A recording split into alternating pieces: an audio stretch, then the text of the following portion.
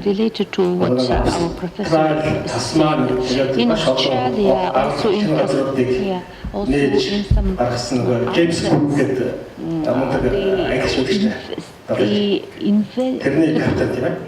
тэрний хөлөг онгоцсон нь болохоор why not гэсэн нэртэй байсан гэж. Тэгээд бас нөгөө манай Швед жанжны юу гэдэг гэж байгаа шүү дээ нөгөө девиз гэдэг ч юм уу те. Тэгээ нөгөө Швед хаан жанжин цэгээ өдөрлөд явсан өөдөөс нь баг хэдхэн илүү зэрэгтэй айр босоод байх гэсэн нэг зэрэг хэлсэн байна л да. Биднээс хэдхэн илүү зэрэгтэй бид нар яаж байлдах юм бэ гэдэг. Тэгсэн Швед жанжин үйлчлсэн гэхээр би байсан цэгийг тоолох гэж ирээгүй. Тоглох гэж ялах гэж ирсэн юм аа гэдэг. Тэгээд удаа зэрж ирсэн гэж. Тэгэхээр миний ойлгож байгаагаар бол бид нар хүндрэлтэй ч юм уу болохгүй ч юм уу яриад ингээд суухад байх нь гол нь биш тийм ээ. Өмнөг давж гарах.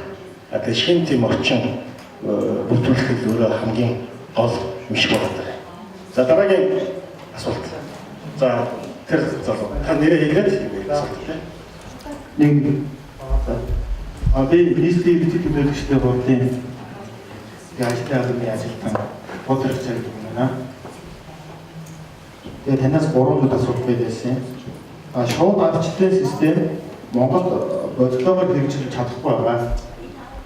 Тэгээд яг засаг захиргааны гэж юм байгаагүй бусад хоёр заасан ерөөсөө өвчин идэх хорд үгс ирэхтэй болох юм байдаг. Тэгэхээр танай энэ Швейцарын жишээн дээр одоо тухайлбал эрдэнэ нийтийн хурлын төвшөнд энэ ажил хэмжээний жижиг нэрмж байгаа одоо яг одоо эрдэнэ яг ямар одоо эрхийг төлөө шууд арчлах систем.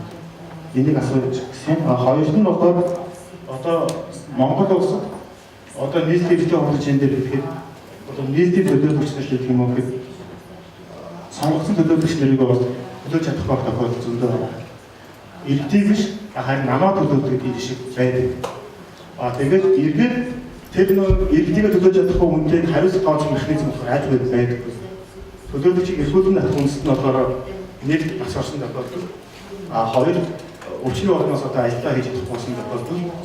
Гурав нь болохоор Монгол улсын харьяат тухайн нутгийн харьяатаас гарсан тохиолдол гэсэн хязгаарлалт цөөхөн заалтаас авчаад эргээд нь сонсон төлөөлөгч нар нь өөрсдийн төлөөж чадахгүй хүнийг татах хугацаанаас нь эргүүлэн татах тийм ирэх байдаг юм аа. Танай одоо Швейцарт одоо ийм ирэх байдаг юм уу гүм үү? Хэрвээ одоо ингээд яг иргэд сонгоны сонгогдчиход төлөөж чадах байгаа тэр хүмүүсийг эрхэн яаж хариуцлага тооцох юм бэ? Энэ дээр бас жишээ хэлж өгөөч яг. Гуравт нь болохоор Монгол улсын засаг захиргааны тухай одоо засаг захиргааны хөтөлбөрийн нэг түүний удирдлагын тухай хууль заасан болохоор аймаг нийслэлийн хурд нь аймаг нийслэлийн сум дүүргийн хурд нь эдийн засгийн нийгмийн зорилтыг батлана гэсэн тийм ирэх байдаг. Харамсалтай нь болохоор энэ ирэх маш өчтүүхэн байдаг та. Юу вэ гэхээр тухайлбал одоо тэр өөрсдийнхөө аймаг нийслэлийн сум дүүрэгтээ барих, сургууль цэцэрлэгийг барих төсвийг батлах ирэх нь байдаг. Энэ улсын хурд хадгалдаг тийм. Сайдынхаа багс гаргаж.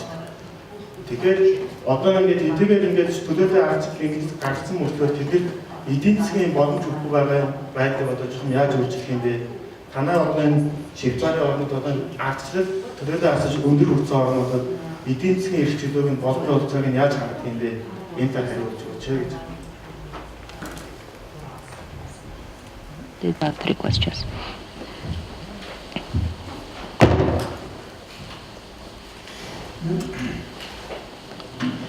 Thank you. Эхний асуултын үед about the powers of the laws хамгийн анхан шатны доод түвшний эрх мэдлийг Монгол болохоор баг бороо байна. Швейцарын ижил төстэй энэ болохоор муниципалитетийг хэлэх ялгаа юу вэ гэхээр ялгаа том ялгаа. Би зөвхөн ижил тухай хуулийг уншиж үзсэн.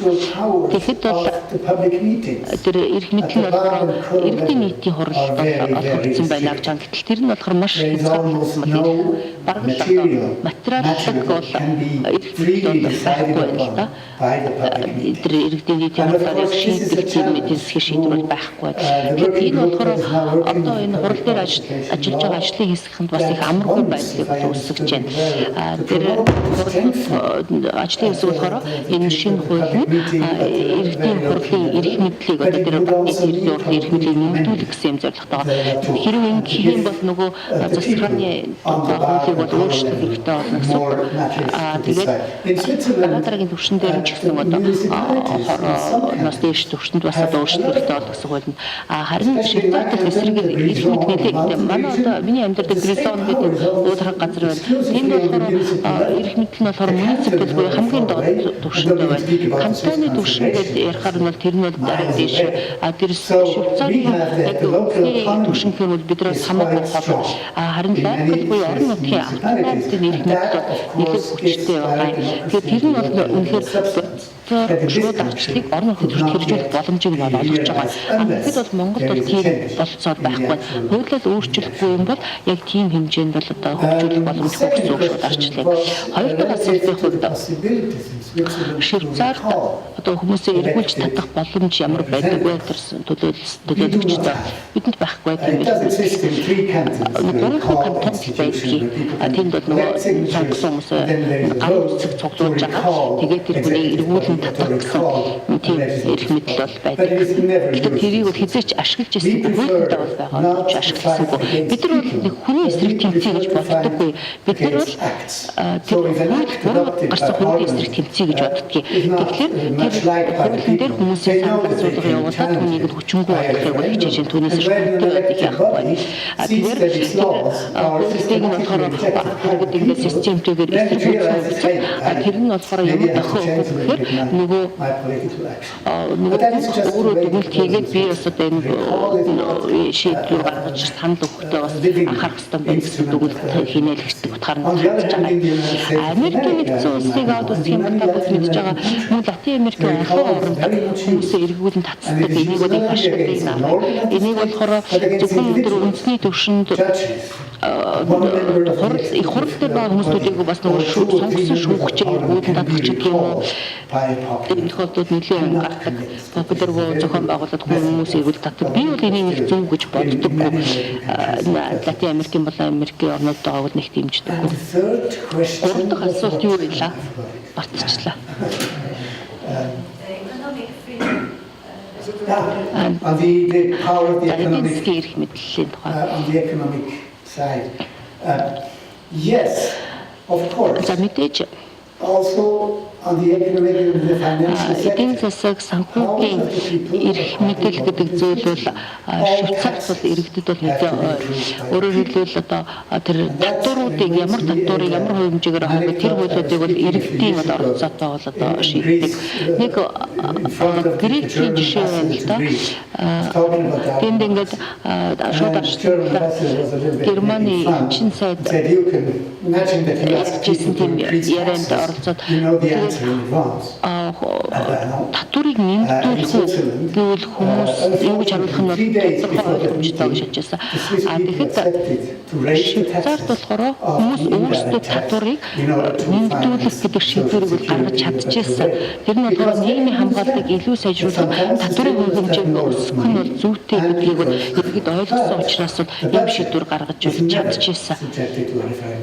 Ер нь бол энэ бол нөгөө мэдээж яг төсвийг парламент болгосон шийдвэр юу гэдэг хэлбэлээд орон нутгийн төвшөнд болохоор иргэд бол энэ аргыг шууд арчлын аргаар бол нэлээд эрх мэдэлтэй байна гэсэн.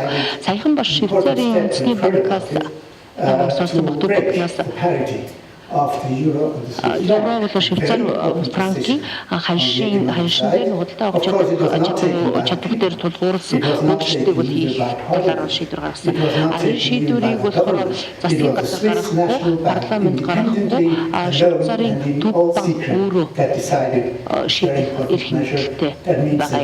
Тэгэхээр энд бол бас хараад босаа шийдвэр гаргах тийм тогтолцоо бол төв банкнд бол бас байх ёстой гэдгийг бол харуулж байна. Ингийн бол нөгөө төв банк нь болохоор нөгөө улс төрийн намаас хараад бас байдлаар шийдвэр гаргах хэрэгтэй болж байгаа. Mr. Lamjo, please.